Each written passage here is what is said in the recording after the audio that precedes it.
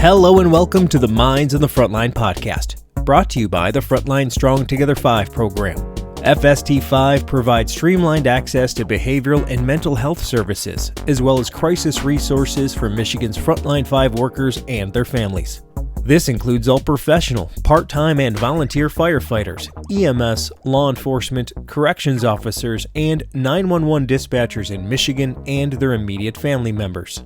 First responders and mental health experts collaboratively created FST5 to provide 24/7 live support, effective resources, and cutting-edge services to prevent and alleviate PTSD, anxiety, depression, and other frontline work-related mental and behavioral health challenges. Need help now? If you are a frontline worker in Michigan or an immediate family member experiencing any crisis, work-related, substance abuse, depression, relationships, finances, or any other, reach out by calling 1-833-34-STRONG or go to fst5.org for more information. I'm Jeff Lassers, one of the hosts of the Minds on the Frontline podcast, and I'm a professional firefighter, paramedic, educator, and content creator. Minds on the Frontline is co-hosted by Mike Mattern, who is also a professional firefighter and paramedic. In addition, Mike is a peer support team member for his fire department and the Frontline Strong Together 5 program, a board member of the Michigan Crisis Response Association, and the former chair of the Michigan Professional Firefighters Union Behavioral Health Committee. Mike has training and experience with frontline worker mental and behavioral health. On the other hand, I do not. My role is to produce the show, whereas Mike is our resident subject matter expert. Together, we hope to inform, educate, and entertain frontline workers, their families, and the public regarding the realities of frontline work-related mental and behavioral health challenges. Today, we are honored to welcome James Geering to the show. As the creator and host of the acclaimed Behind the Shield podcast, James has built a platform that highlights the health and wellness challenges faced by frontline workers. With over 1,000 episodes and 6 million downloads, the podcast has become a cornerstone resource for first responders, military personnel, and their families. Through candid and compassionate conversations with diverse guests, James inspires connection, education, and action for those navigating the pressures of frontline professions. Before becoming a powerful advocate for wellness, James served as a firefighter and paramedic for 14 years, working in both underfunded, high-pressure environments and elite, well-resourced departments. His first-hand experiences fuel his mission to improve resilience and mental health across the front lines. He is also the author of One More Light: Life, Death, and Humanity Through the Eyes of a Firefighter, and Kinder. Both delve into the complexities of frontline work and offer insights into systemic change and personal growth. During this episode, we begin with James' journey as a firefighter and paramedic and how his experiences inspired the creation of the Behind the Shield podcast. We then delve into the most pressing mental and behavioral health challenges facing frontline workers today, such as sleep deprivation, burnout, and systemic obstacles. Finally, James shares practical, evidence-based strategies for building resilience. He underscores the importance of peer support and culturally competent clinicians, and offers guidance for frontline workers and their families on seeking help and overcoming barriers. As always, we aim to provide a meaningful conversation that informs, educates, and inspires those on the front lines and their families. Please check us out on YouTube, Instagram, and Facebook, and make sure to like and subscribe to all Minds on the Frontline podcast social media channels. Thank you, and enjoy the show. Well, James Geering, welcome to the show. How are you, my friend? Very well. Thank you so much for inviting me on today. I'm excited for this conversation. Mike and I have been looking forward to this one for quite a while. You know, obviously, you probably hear this a lot. You're kind of a name in the biz. You have cultivated a following based on you actually caring and having over 1,000+ conversations. And why I've been a follower of yours, because you ask very honest, straightforward questions. You bring cost-effective solutions. You talk about evidence-based solutions that are relevant. And so all of that has turned you into an author, a fitness guy, former firefighter paramedic, and now a podcast host and an author. So why don't you tell everybody who you are, what you do, and where you do it? My name's James Geering. I'm originally from England. I grew up on a farm, son of a veterinary surgeon. So a very interesting upbringing. Dreamed of becoming a firefighter or a doctor or a stuntman when I was young. And I was English, so being a stuntman was not really exactly an easy road to follow. I was not academically gifted. So when I went down the route of medicine, when it got to what we call A levels, so 17, 18, I realized that there was actually maths and chemistry, and that was the end of that road. And then when it came to the fire service, I had a color vision test as part of the annual medical at school in probably when I was 13. And they said, oh, you're colorblind. You can never be a pilot. You can never be a firefighter. And so basically, by the time I'm short after graduation, everything I wanted to do had been pretty much, taken off. So there was a very interesting kind of path because I ended up going to drama school to follow a girl, simply to follow a girl. I got into drama school. Ended up being good at all the stage combat stuff. I'd been a martial artist, a lot of my life. That took me traveling around the world with that same girl. And then I got to Australia and auditioned for a stunt role and got the job in Japan.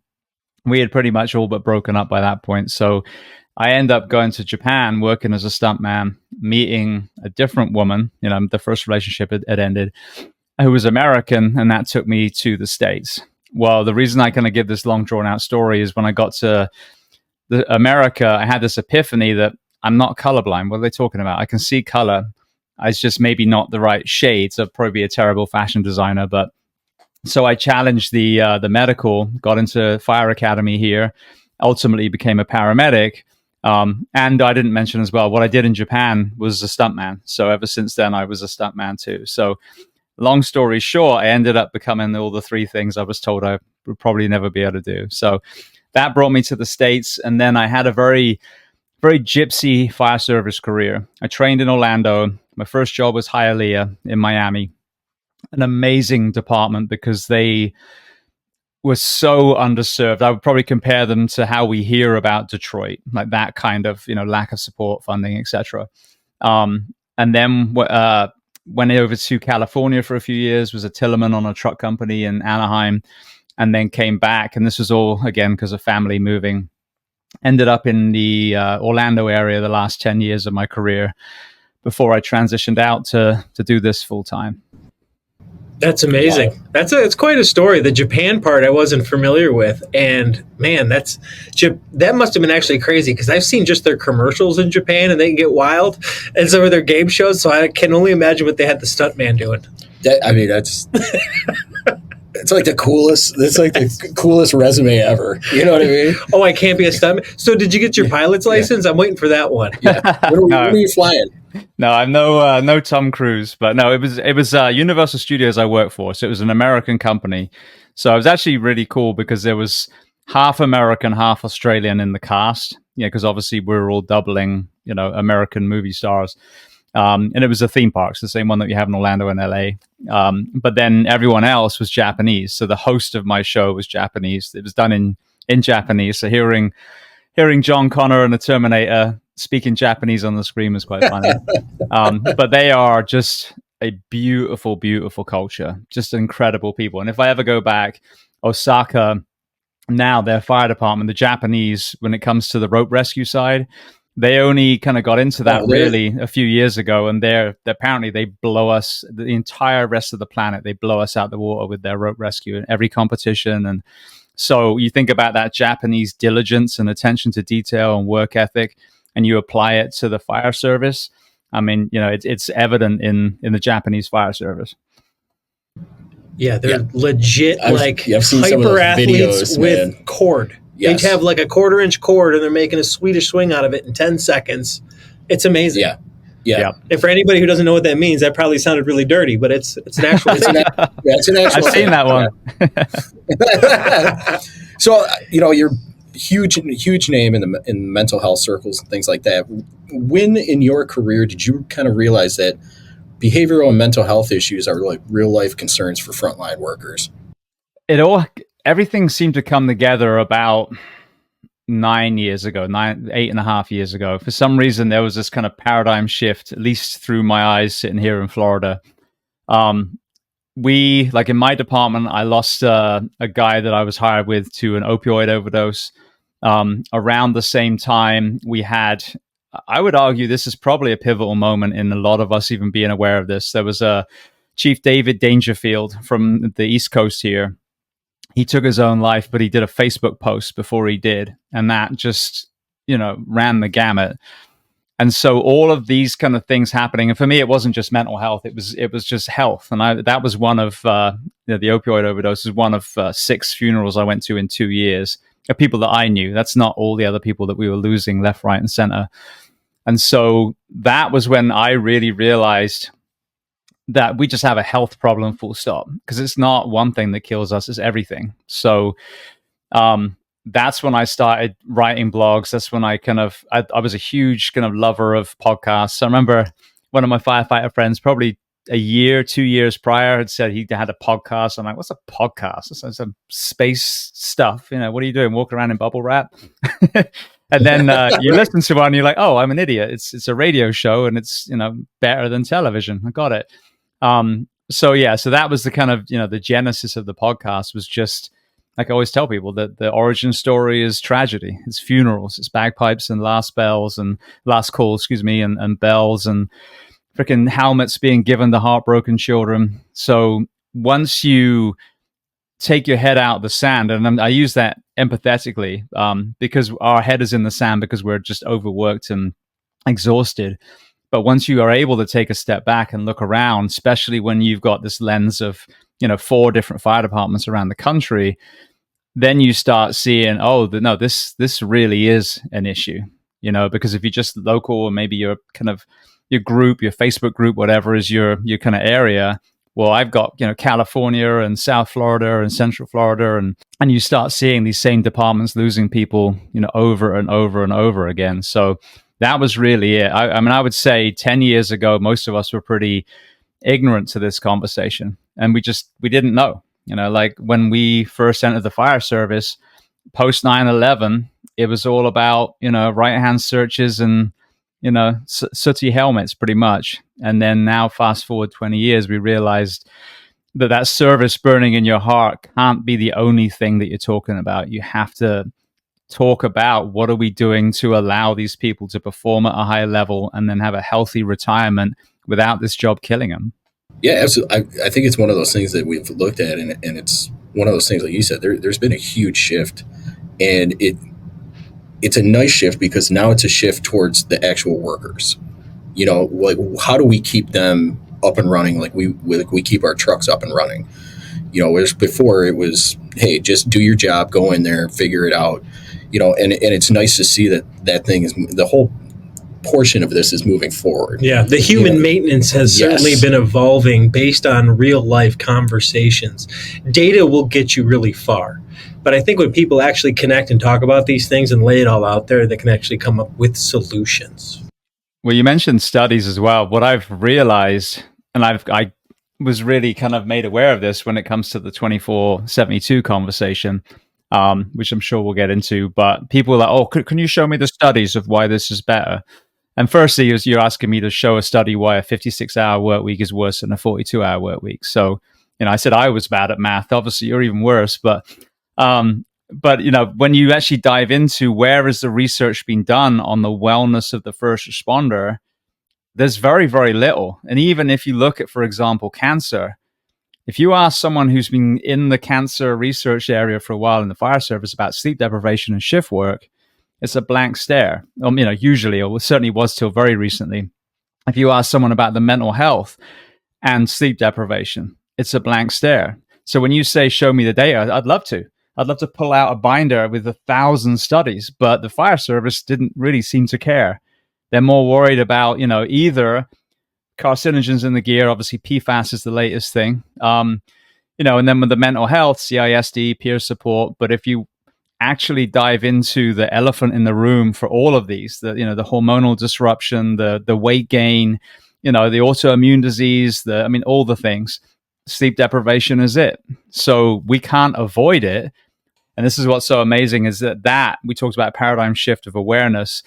Now in 2024, there's the beginning of a paradigm shift of actually addressing that part and realizing that giving first responders the rest and recovery they need, not want, they need, is not only the answer to all these ill healths that we're seeing, but it's also the answer to the recruitment crisis and the financial side. So you just rattled off a lot of different things that are big problems, not little problems. These are big, big problems that we need to invest in to fix. That no amount of money is just a bolus of it's not going to make that problem inoculate and go away. It's got to be an investment in time, money, energy. In addition, you've had over 1,000 conversations just in your podcast alone. And out of all those different issues you're talking about, what is the most pressing issue for the mental and behavioral health challenges that are facing first responders today? Because you're not just talking to firefighters. You've talked to everybody, cops, military, their families, their kids. I've heard a lot of them. So based on that whole spectrum of people and all the things you kind of already talked about, what's the number one? The biggest thing, to be honest, I mean, there's so many areas, but if I was to distill everything down and say, all right, just pull out one thing that's going to make the biggest difference to people at this moment, we can work on other things down the road, it would absolutely be the sleep deprivation conversation. And that was really me listening to Dr. Kirk Parsley, former Navy SEAL turned physician that ended up being the SEAL team's doctor. He was on Barbell Shrugged, which is a weight strength and conditioning show. It was the old one where they had this specific group of guys. It was amazing. And I'm driving going, why didn't I know about this? I've been an athlete and an exercise physiologist major and all this stuff. And like, I'm oblivious to this. Why aren't we talking about this? And this was, again, I mean, I listened to Kirk probably 9 years ago, 8.5. And so every single person I talk to, like Dr. Stuart McGill, they're known as the back mechanic. When it comes to back health and back injury, he's the guru. He talked about if you are not sleeping, you're not repairing, you will get hurt. Not if, you will get hurt. You know, hormonal disruption. You're seeing, you know, you ask most people in a firehouse these days, let's just take men as an example because it's an easier metric to understand. Ask them about their testosterone. You got guys either side of 30 with a T of, 200-300. And we're wondering why they're exhausted and gaining weight and struggling with their mental health. So that's what I started realizing. And then I talked to the experts in the Navy SEALs, the Air Force, the Army, the sports world. These are all the sleep experts for those. And the Venn diagram overlaps over and over and over again. So when it comes to the recruitment crisis, because obviously you want to compound first responder ill health, then find less of them to work and ask them to shoulder the load for everyone else. Kind of like, again, the SEAL teams in Hell Week, one person taps out, well, the rest of them have still got to carry the log. This is what's happening in our communities. So now we're wondering why more of them are taking their own lives, more of them are having heart attacks, more of them are getting cancer, because now those mandatory overtimes are going to the people that are left. The police officers that turn around and said, I'm done. They hang up their gun belt. It's the rest of them that are holding the line.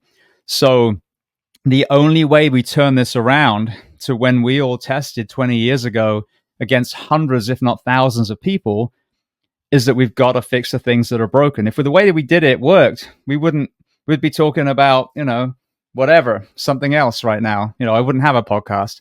I'd still be on the rig. But it doesn't work. So this is why giving responders the rest and recovery they need shows these young recruits who are astute, who value their time with their family, their physical health, their mental health. It shows them that this is an environment for them to thrive. And now you're going to have people starting to test and get excited about being in the fire service or EMS again. But if we bury our heads in the sand, there will be a critical mass. Because people are saying at the moment, oh yeah, we're still hiring. We're still able to get enough.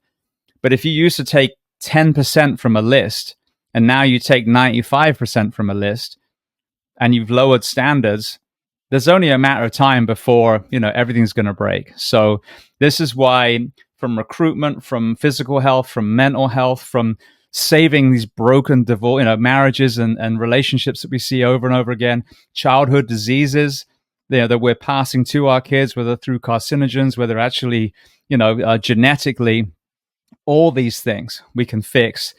or we can make a huge dent on if we finally give these responders the work week. That, I mean, just to tangent quickly, if you look at the progressive corporate space, they're switching to a 4 8-hour day week. So that's 32. So if Google and Virgin are realizing that productivity and the health of their employees is actually going to be the same with less hours in the office, they're like, okay, that works. As long as we're getting the same amount done, sometimes even a little bit more, because it's forging innovation. How can I make those 32 hours at work as productive as 40? So if we really want to say the fire service is a business, then, as I always say, don't model an Indonesian sweatshop, model Google or Virgin. So this is the biggest takeaway, so. Well, let's get into that a little bit. This is something that's very, very big to you and dear to your heart. I mean, I've heard you speak on this passionately, and nobody's sponsoring you to travel around and talk about this. You're taking your own time to speak on the necessity for rest and recovery for all humans, and really pointing out, when you put people in a first responder role, you better have a plan to R&R them. If you don't, you're going to break them much faster than your fire trucks. And it's going to get a lot more expensive in the form of not only financially, but the human lives that are going to be affected by this. Absolutely. So let's pull on that string a little bit. Talk about the 24-hour, 72 work week. And then let's also acknowledge the other 4 demographics of the FST5 and get your thoughts on the type of R&R they need as well. And that's not just fire, but EMS, which is kind of in there too, but law enforcement, corrections, and dispatch. So let's start with fire. When you look at the work week, what I've seen for the longest time now, and obviously this is what's so crazy. There is a large portion of the Northeast that's working a 24/72. It's working a 42-hour work week and have for a long time. And so the rest of the country is like, oh, that'll never happen. It's like, those people that you do keep copying their hose loads and their ladder throws, they don't work 56 hours a week. Certainly, 10, 15 years ago. So the biggest thing, firstly, I think is the myth that we all went in. And it didn't come from any malice. It just came from a complete lack of willing to change. But we say, like, for example, we work 1 day on, 2 days off. Well, we don't. We work 3 days crammed together in a 24-hour period, because a civilian works a 9-hour day with a 1-hour lunch normally. Okay, so that's 3 days on, of which the third of those bleeds into that second day. So 3 days on, 1 day off is what we actually work. So, and that's 30 days a month. You start, bragging to your neighbors about that. It doesn't sound so good anymore, because it's not. That's the point. So this is the real realization is, that we've been telling ourselves, and we believe it all the way up the ranks. The literally civilians will ask us, why is there a fire engine on my medical call? We've been doing EMS in Florida, at least, for 50 years. So what a horrible job we've done at storytelling and branding in the fire service, that the average person still thinks that we sit around, patting a Dalmatian and playing cards. It's crazy. So the answer really lies in Florida, in this one department called Boca Raton, which is a wealthy department. But through no progressive, visionary leadership, they were doing a 42-hour work week, I think, but it was, 12s or 10s and 14s, whatever it was. And from what I understand, it was almost like a pissing match between the union and fire, or administration. And so they forced a 24-hour shift on them. Well, that ended up being a 24/72, which stuck. So for the longest time, they were known as this like mythical unicorn that's kind of pooping out rainbows in our area. But when I started to dive in and listen to the sleep conversation, I realized, but this is 42 hours a week. This is still, as much, if not a little bit more than most civilians work, but we're awake most, if not all of the night, every 2-3 days of a week. So that was the biggest thing, is realizing that if it works for the Northeast, if it works for this, I know Bryan, Ohio, Paul Combs, his department, worked 24/72. So when you look at it and you're like, well, if you put this extra time in between the shifts, which is what all these sleep experts are telling me, then you would make a massive dent on their health, their physical health, all the things that we know are an issue. So that was the initial thing. But the pushback was crazy, like the resistance, because it would just get, oh, they'll never go for it. Oh, that'll never happen. Oh, we can't afford a new shift, or we can't even hire people now. And so then I'm like, all right, well, let's get answers to all these questions then. And so you start speaking to people, and I'm like, what are you spending on overtime at the moment? You can't hire anyone. You've got all this overtime. Millions and millions of dollars these departments are spending just on overtime. Now, I'm more concerned about the person working the overtime that's not seeing their children, that's missing birthdays and games and gymnastics and school plays and all the things. But you realize that the money's there, and then when it comes to the recruitment, you realize that this is what these young people are looking at and being dissuaded by. It's not that they don't want to work. It's if you lay it out on a piece of paper and you say, right, this is how much you're earning, but let me show you your hourly rate because you're working 56 hours. So your salary, it's funny, they put cops and fire together. That firefighters work like, 15, 20 hours more for that same salary. But then let me tell you about mandatory overtime, which when I've worked could be literally every 2 weeks you get hit again. So, and you put it, and let me tell you about, suicide, murder as well, sadly, in our profession. Overdose. Let me tell you about your hormones. Let me tell you about fertility or infertility, childhood diseases, marital problems. And let me put that there too. These young people are looking at it going, this sounds terrible. I'm going to go work for UPS. I want to serve, but this is not the way to do it. How many US military said, I'm going to go join the Foreign Legion? No, because they knew it was going to be really shitty. They joined the US Army when they were supported. It's the same with us. We've got to get back to being excited about the profession, but also showing these young people, look, it's a 42-hour work week, 24 on, but then you're going to have a 72-hour period off.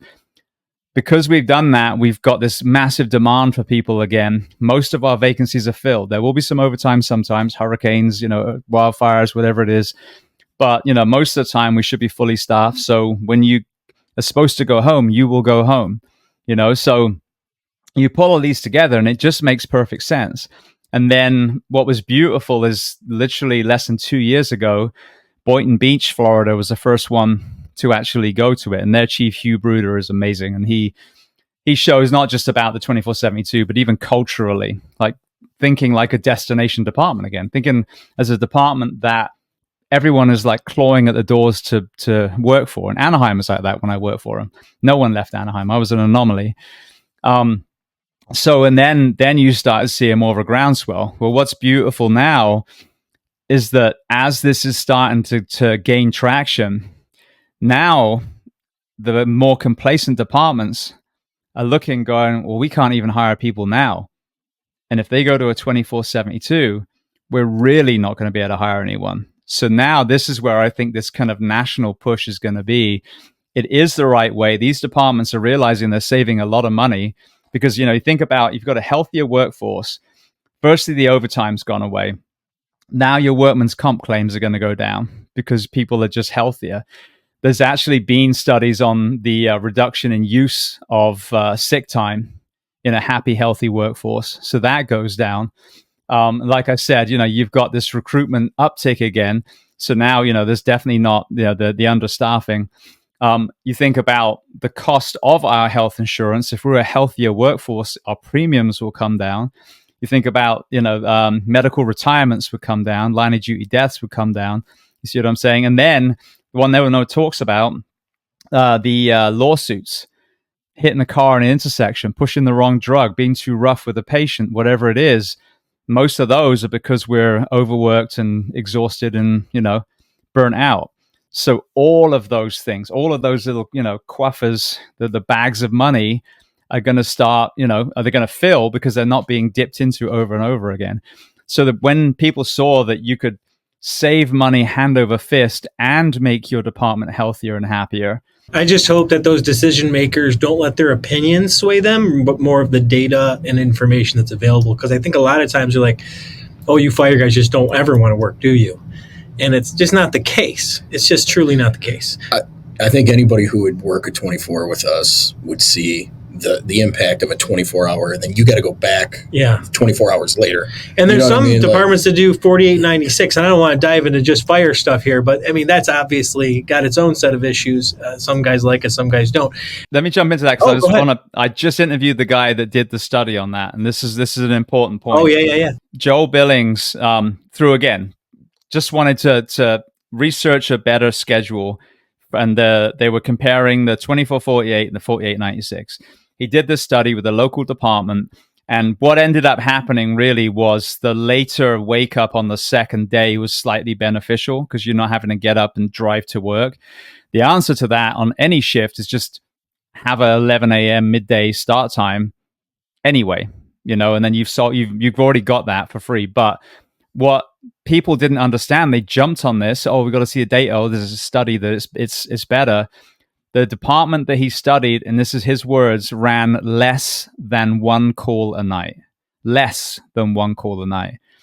So you've got all these. Nice. Yeah. One call a night. That's nothing. That's literally nothing. So if you're basing it on that, come on. Exactly. Yeah. So that's why, you can take data and not understand it and destroy your department with this study. So this, I think, sorry to jump in, but it's an important thing for people to know. No, you're right. And it reminds me of a conversation where somebody, I think, printed out the study and threw it on the table and they said, see, they did a study. And it's like, did you read this thing? And so, but yeah, it's certainly going to have strengths. I mean, if you have to drive a lot of hours on that, but I mean, the overwhelming weakness is to less rest and recovery is the bigger issue here. Mm-hmm. So what do you do for the other ones that have to work 8s, 10s, and 12s? Some of our private EMS and sometimes our professional fires don't even work 24s. Or you got dispatchers. Dispatchers who are working a ton of mandatory overtime because they're short-staffed or whatever. We spoke to one person who was a dispatcher, and depending on how short-staffed they are in a day in a 12-hour period, she answers the phone between 200 and 500 times in a shift. That to me, I can't insane. Do that. No. But then they expect perfection out of it. Yeah, and especially when someone's calling 911 for any reason, whether it's they're mad at their neighbor because they're messing with their lawn or something really bad has happened. Yeah, I think what I've seen, because I mean, again, doctors, nurses, there's all these professions. It's just, again, about making sure they have the rest and recovery between the shifts. Police can't work a 24. Obviously, they don't have a fire station. They're in their cruiser. Dispatchers, I mean, I have so much empathy for dispatchers because you think about taking that call and it is an acute call and, my baby's turned blue and they're screaming, and we get there, and we work a code and go to the hospital and we've seen the outcome. And let's say it was a vehicle wreck or something. Well, now we're extricating. So we've got a physical release too. That dispatcher doesn't know the outcome. They went to work when it was dark. They sat in a dark building for 12 hours.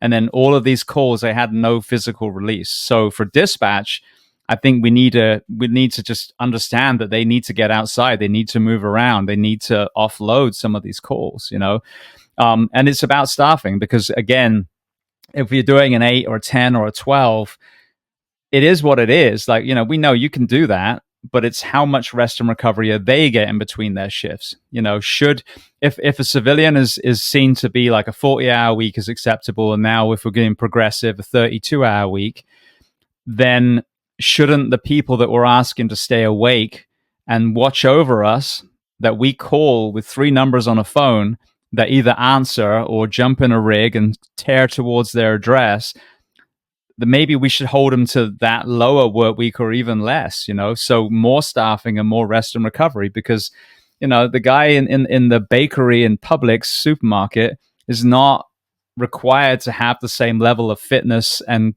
critical thinking than a 911 operator or a police officer. So this is, we've just got it so distorted.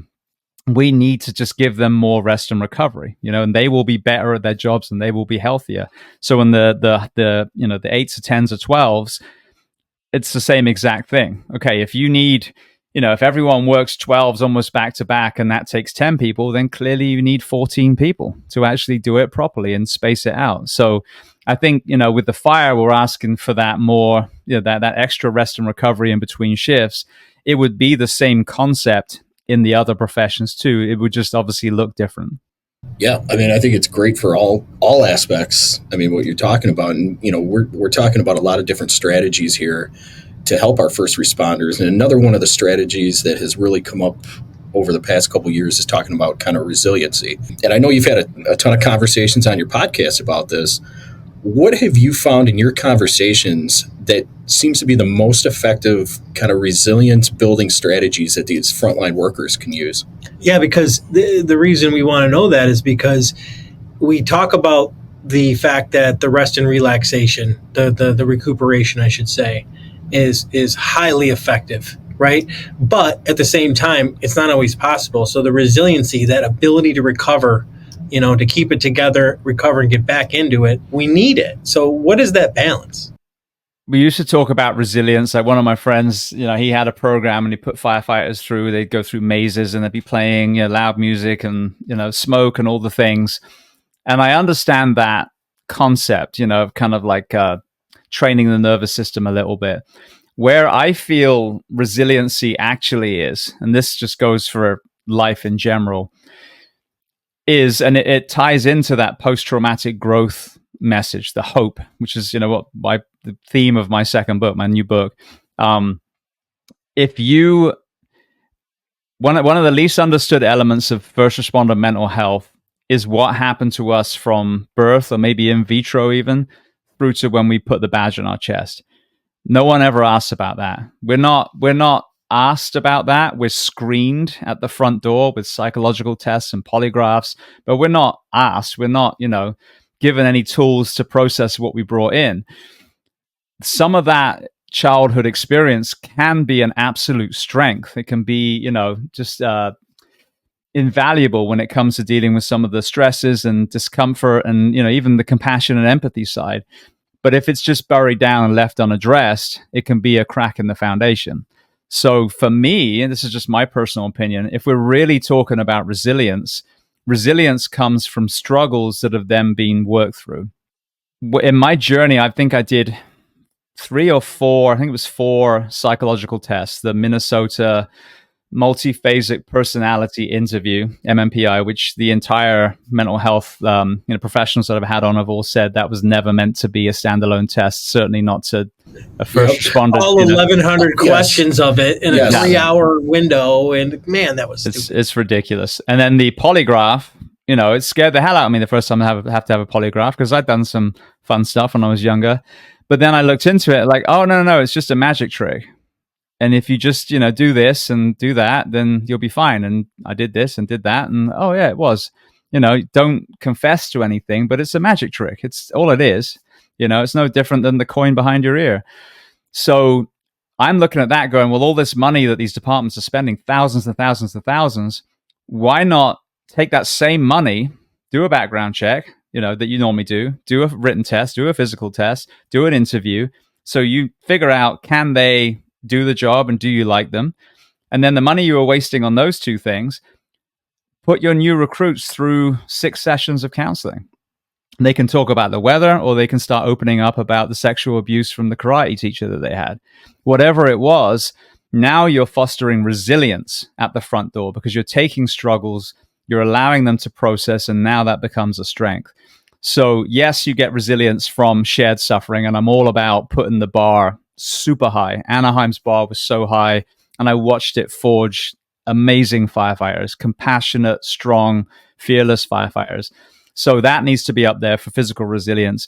The mental resilience, the same, that shared suffering, that discomfort and collapse mazes and all the things. Absolutely, climbing the aerial and testing us to make sure that we're not going to crumble when we need to. But I think the real deep down core resilience and that longevity also comes from understanding that if you're going to be a good firefighter or soldier or, police officer, there's a good chance you've got some stuff in your background that probably needs to kind of be molded a little bit. So that's my whole thing on the resilience thing. I think really we've missed a great opportunity to take a moldable 18, 20, 22-year-old and give them these mental health tools so that can become a strength as they forge through the career. And then that makes working through mental health issues hopeful. It makes it exciting because you realize there's a better James Geering on the other side of me going through whatever my personal toolbox of mental health tools are. I love how you explain the resiliency, going through something and making it out the other side with some help. And I think about that as you're talking about it, and peer support comes up into my mind. To those departments, that's kind of that peer support is helping build that resiliency while they're there, and the peer supporters, the culturally competent clinicians are all there to kind of help you through those issues. and I've seen it doing peer support for the past couple of years. You see some of these people come in, they've never had peer support, they never had mental health, they have an issue go on, whatever it might be. It might be a run, it might be a life issue, whatever. And then you Could see be both. Could be both. And then you see them, you help them through that issue. They come out the other side, and you almost see them with a little bit of a swagger now. Right. You know what I mean? Yeah, it's more confident that, like, because they've obviously been worried about that wound, that potential, that weakness, quote unquote, that they have. But the other cool part is seeing them then take that and take it to somebody else. Like, they have the confidence now to talk about their problems with somebody else to help them through the issues. In whatever that looks like. Yes, whatever it may be. And that's why we see a lot of these peer supporters coming in now who were some of the people who needed help early on. Yeah, and I think we're going to see that especially with the first wave of peer supporters. It's the people stepping up to identify the fact that they had troubles. And I think the future waves of peer supporters will be like people that just want to help. They don't necessarily have a history of such a need for it. But let me ask you, how do you see peer support and culturally competent providers playing a role in supporting the mental and behavioral health of frontline workers? Going what you said first, that absolutely is a thing. Like, they become a beacon of light, and the number of people I know that have been through their struggles, for example, have told it on the podcast after they made it through, and now people come out the woodwork. Hey, can I have a word with you for a second? I heard you on that thing, and I've been going through some stuff. And you really want to initiate a conversation with someone that you think maybe is struggling, you have to be vulnerable first. You have to say, hey, you look like you're going through some stuff. Man, when I went through my divorce and I was going through medic school and I was a single father, and then all of a sudden you've lowered your ego and you've made a safe space, to use that term properly. And now these people feel comfortable actually opening up. So I love the idea of peer support. It needs to be the right people, of course. And this is, and I understand we're really kind of splitting hairs now, but there's a danger, and I've heard this locally, that half the peer support team are alcoholics. You got to make sure that the right people, have done the work. They don't have to be, perfect. None of us are perfect. We're going to have highs and lows. But yeah, you've got to make sure that this is someone who truly is, has found themselves on the other side. Because if you haven't traversed that journey, if you haven't been through the struggles, you're not going to be able to really help as much. And then the competent clinician side, I always say this, I have heard so many, this acronym always falls out of my head. What's the EAP? I've heard so many EAP horror stories, so many. And what terrifies me is how many have I not heard, because that was the last thing that person tried to do. The clinicians that start crying, clinicians that tell them they can get out, I can't help you, that just pull out a prescription pad and then, off you go. So having people that understand who we are, what we do, and being able to really interact with us, people that are open-minded, that it's not just pills, or, that EMDR isn't their like craziest left field solution, that may be talking about ketamine and some of these other things too. And if someone, if you're really struggling, let's have the conversation about psychedelics and, MDMA. And if it's going to save a life, you can't, we talk about stigma, we got to go down that route too. So really having people that understand what we do, and then having, a few of them, because they might be amazing what they do, but they just don't click with John or Jane or whoever. And so that's not a failure too. Understanding, if you're looking for help, that you might have to see 2, 3, 4 people before you get to that one that's the right match. But yeah, if they're not competent, and I've heard this from a lot of the clinical psychologists that I talk to, there's all these levels, and almost anyone could call himself a therapist. I think it's a therapist, but a life coach. But yeah, the education that some of these people have, need to have. But you look at a lot of these websites, and these mental health professionals say they deal with, and it's like 20 things, expert in first responders and military and plumbers and raccoons and whatever it is. And that's BS. Like, if you have a specialty, you have a specialty. And it's a full-time job if you're a first responder, mental health professional. So we need more culturally competent clinicians. It's just that simple. Because there are so many people, as this starts to really, unfold and we pull the curtain back properly, there is a huge demand. And that doesn't mean that you're going to need to see them the rest of your life. I believe in this post-traumatic growth, this development of resilience. But, of course, you'll circle around, every time you need a tune-up. But Yeah, both of those are very, very important. The peer support to just simply be there, and be that first person, but also understanding, because I think some departments just check a box. Oh, we've got peer support. We're good on mental health. Locally, it's definitely a thing. But that's like, I have a telephone. That's not the fire service. That's not the law enforcement. You just have a phone to get those emergency people to come to you. That's what peer support is. So so I think those two are invaluable when done properly. I couldn't agree more. And that's why the Frontline Strong Together 5 program has done an amazing job of curating a very big list of culturally competent clinicians over the entire state of Michigan to make sure people know, here you go, here's the services they do, the type of things they specialize in, and every single one has been vetted out. I think Mike shows up at their house and berates them until... I'm just kidding. No, I mean, I think it's as simple as just having a conversation with them. I think we're all good at reading people and whether they know what we do, how we operate, those types of things. And I think that's what's important is, like you talked about, I wish there was more places that had a specialty for first responders. It's going to happen. It's going to happen at some point because we are a specialty. Yeah. There's certainly a demographic of humans that could utilize it. So if the numbers are the issue, they have the number needed to treat to create the thing. Well, we got that number. Yes. And I think it's one of those things that down the road, it's going to happen. But right now it's unfortunately, you have some of these clinicians who want to put out in the world that they work with first responders. Yeah. And the sad part is, after talking to those individuals, when they come to us and, hey, I need to find somebody, those people are doing way more damage than they are good, because that's 6 months that person wasted with somebody who didn't know what they're doing. Yeah. Whereas we could have got them in with somebody who is culturally competent and making progress. And overall, we need to have a filter on these. Yeah, on everybody, not just frontline workers, but everybody needs kind of those people vetted out. Yes. I get it. I think it's hugely important, but it's been a game changer when we found them. Yeah. Well, think about this. If you are someone who's struggling and it took everything to have the courage to go and ask for help, and you sit down in front of the wrong person, not a wrong fit, but the wrong person, like we talked about, the kind of person that doesn't know what they're doing, that hasn't worked with first responders, your hope is snuffed out, because that that these people are leaving. And I've heard it, from many, many people. Well, I must be crazy. Well, there's no point. I can't be fixed. I mean, they're wearing a white coat and they got a stethoscope. They are the be all and end all. So then you start that downward spiral. Like, all right, well, I'm just going to go finish what I was thinking about. So it's such an important conversation. It's such an important thing that we do filter, that we do have, these lists that are vetted, because think about the lives that we've already lost because that person went to the wrong clinician.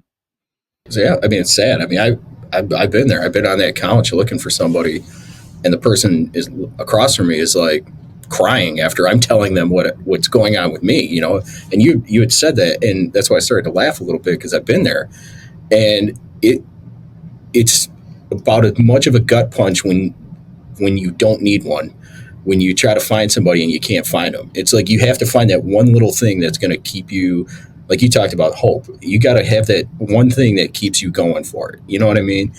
And sometimes the people don't have it, and then that's it. You know, and it's sad that it happens that way. So considering the fact that we all agree that peer support and culturally competent providers is good as long as you do it right, there's still going to be a demographic of people that don't reach out. They just need help. They don't know either. They don't have the courage, like you said, or they just don't know where to even feel outside of that because they feel isolated or just reluctant to get help. So what advice would you give to those frontline workers and their families that should reach out and just having trouble doing so? So firstly, with the families, I think a really important perspective is, if the three of us worked in the same station and say on the same rig, and, I said, Jeff, how am I doing? I seem kind of tired. You're like, oh, James, you're fine. Well, because we're all in the same meat grinder together. So we have no idea how we're doing. We're exhausted, all the things. So one of the things that I started doing towards the end of my career was asking my wife and my son, how am I doing? Because they're not up for 24 hours. They know who I was before, and they see if I'm, low or, whatever the thing is. So I think I would tell the family members, don't be afraid to talk to your loved one and say, I'm worried about you. You don't see, I haven't seen you smile for like 2 weeks, whatever the thing. You kind of snap at the kids when you first walk in, but not, an accusatory way, just an empathetic way. I think that's a part of it, because that reluctance sometimes, we're kind of telling ourselves, the same with alcohol, oh, I can still, I'm fine the next day, we're good, you're kind of justifying it. So when it's the people that you love, telling you, and again, not blaming, not causing shame and guilt, because that, on the flip side, this was one of the biggest kind of aha moments I had when I listened to so many people that have been there. I mean, the number of people I had on the show that we were going to talk about strength and conditioning or, whatever it was, and we went down a mental health path just because we're all humans. Dan Johns, this world-renowned weightlifting coach, and we talked about trauma for the first 45 minutes. We didn't talk about barbells towards the end. So what I started hearing over and over and over again, and it just goes the complete opposite way of what we were all taught to think about suicide, which was, it's selfish, it's cowardly, how could you think of your family? And you listen to these people, and through the perfect storm of all the things, so, unaddressed childhood trauma, sleep deprivation, organizational betrayal, side effects from alcohol and psych drugs and all the things, they truly at that moment feel like they are the reason for their family's pain. They are a burden to the people around them. And if they just take themselves out, and bearing in mind we're in a profession where we've signed on the dotted line saying that we will die for strangers, well, we'll certainly die for our loved ones. All of a sudden, in that distorted mind, it's not a healthy mind, but in that distorted mind, their thoughts are courageous and selfless, which is really hard to compute, but you can't understand it with a healthy mind. So you've got to be careful on not, you're always angry, causing more shame and guilt to that first responder. But if you're able to be more empathetic and just talk to them and say, look, I'm worried about you. You just don't seem happy. You've been drinking more. Can we go together? Can we go get help? I think that's a really big part of this whole thing. The other thing is if you've got someone who's hard-headed and maybe more old school, another way that I look at this is performance. If you can't get through to them on the mental health side, as far as just, empathy and getting help and working through it, and obviously that post-traumatic growth, that hope is a big part. You're not making it sad and depressing anymore. You're making it like, dude, do the work, and you're going to be amazed at the in a year's time.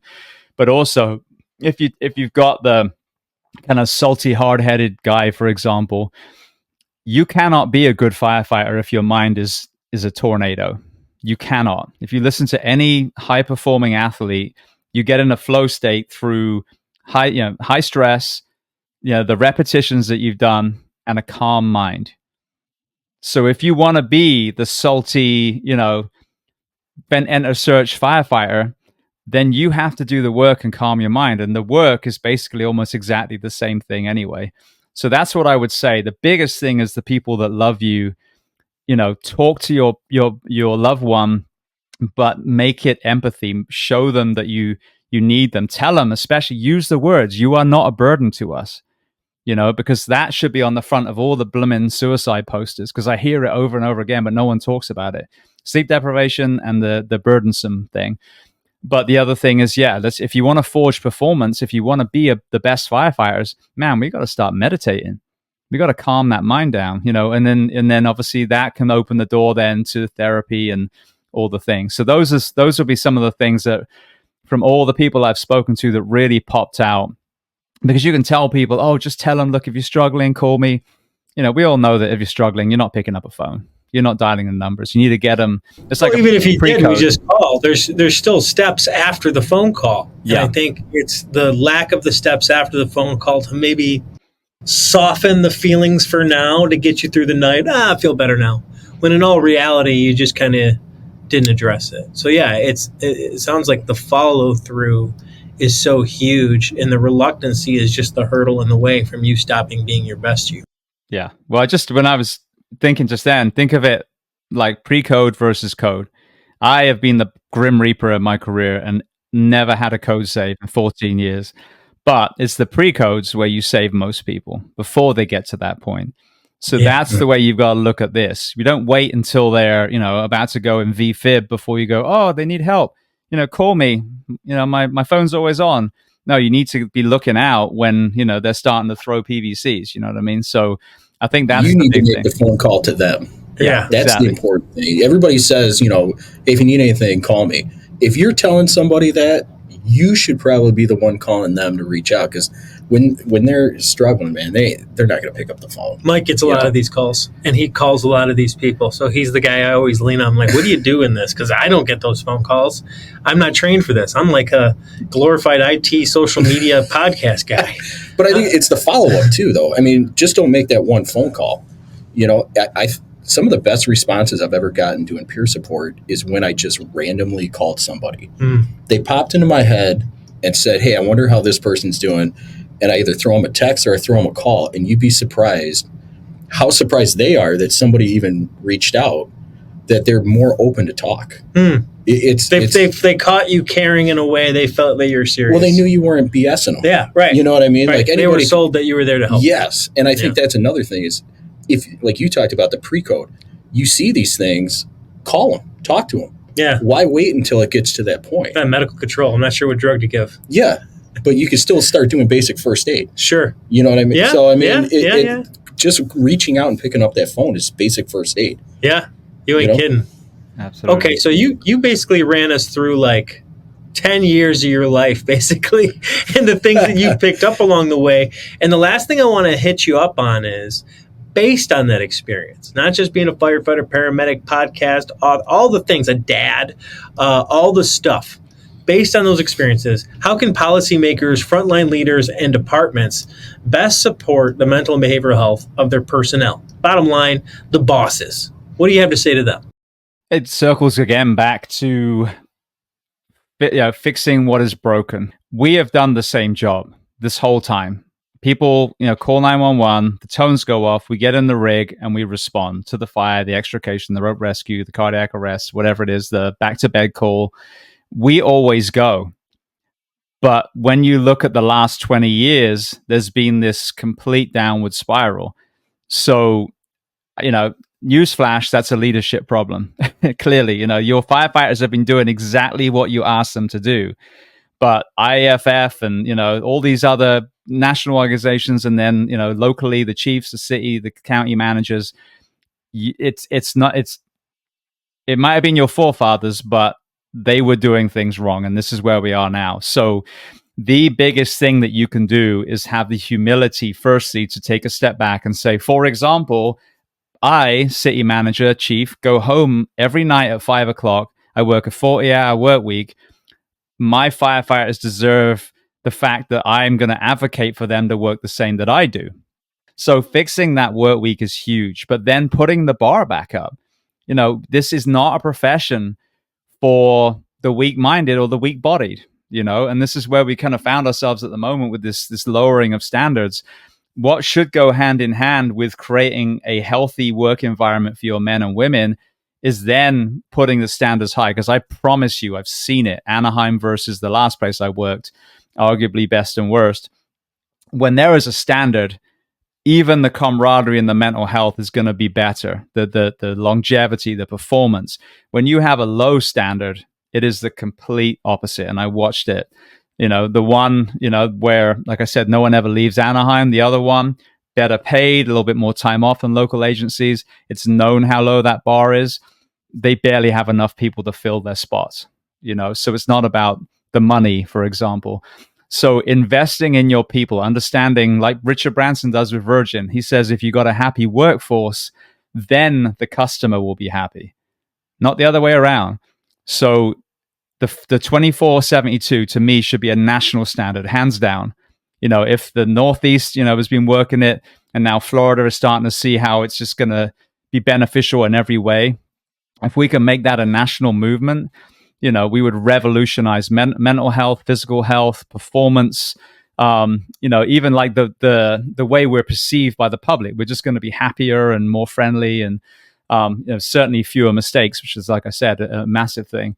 But then fitness standards too. If the ocean lifeguards are held at a fitness standard, if the Navy SEALs and the Green Berets and the PJs are held at a standard, we're protecting their families.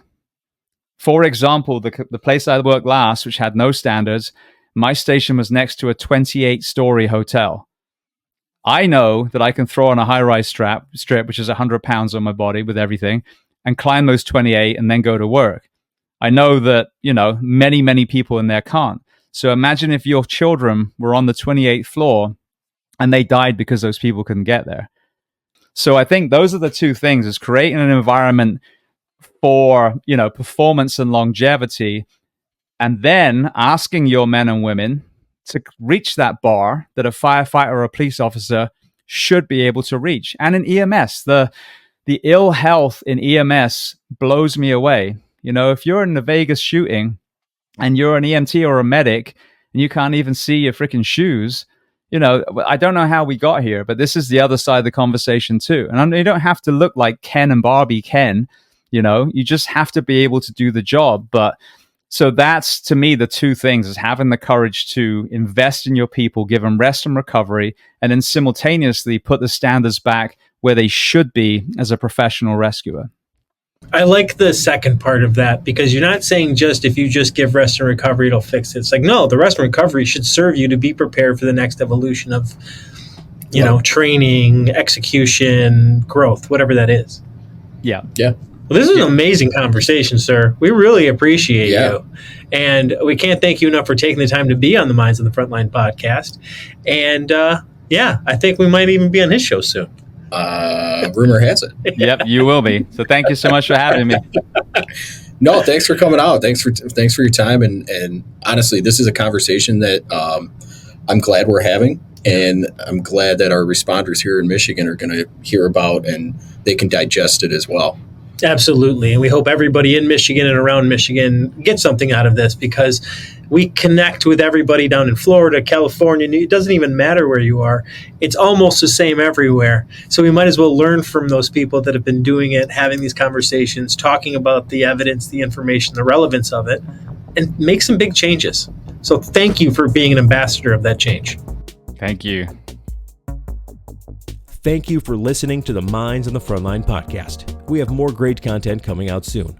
Please check us out on YouTube, Instagram, and Facebook, and make sure to like and subscribe to all Minds on the Frontline podcast social media channels. Thank you, and have a great day.